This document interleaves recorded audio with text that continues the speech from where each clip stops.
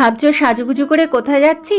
মাস্তুতো দাদার গৃহপ্রবেশের অনুষ্ঠানে। বৌদি নতুন ফ্ল্যাটে ঢুকতেই বৌদি ওয়েলকাম জানালো, আর এই হলো দাদা বৌদির জামাই সুপ্রিয়। Good catch. আমাকে ওয়েলকাম জানাতে গিয়ে নতুন টিভি রিমোটটা পড়ে যাচ্ছিল, সত্যিই কেলেঙ্কারি হচ্ছিল।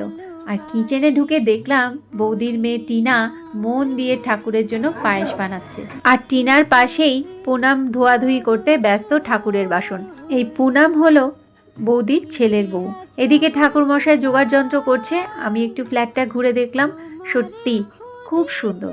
কষ্টার্জিত পয়সায় যখন নিজের নতুন বাড়ি হয় আর সেটা নিজের মনের মতো করে সাজাতে হয়, তখন এর থেকে আনন্দের আর কিছু হয় না। দক্ষিণ পূর্ব খোলা ফ্ল্যাট, যেমন আসবে রোদ তেমনি আসবে সুন্দর মিষ্টি দক্ষিণের হাওয়া। আর এই হলো দাদার ছেলে, মানে আমার ভাইপো। এখন রোজগার করছে সে, সেই কষ্ট করে এই ফ্ল্যাটটা বানিয়েছে।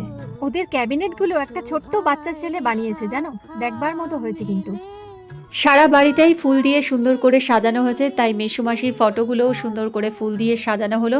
আর এদিকে দেখো বৌদি তার ঠাকুরের আসনও সাজাচ্ছে, ঠাকুর মশাইয়েরও জোগাড় যন্ত্র হয়ে এসছে।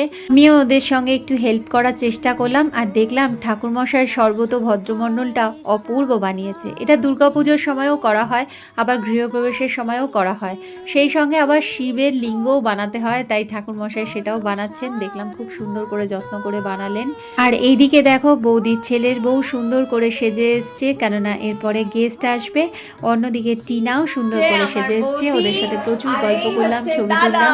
খুব ভালো কাটলো সকালটা। তো বন্ধুরা, ভিডিওটা কেমন লাগলো? ভালো লাগলে একটা লাইক দিও, আর যারা চ্যানেলটা সাবস্ক্রাইব করোনি চ্যানেলটা সাবস্ক্রাইব করে দিও। টাটা।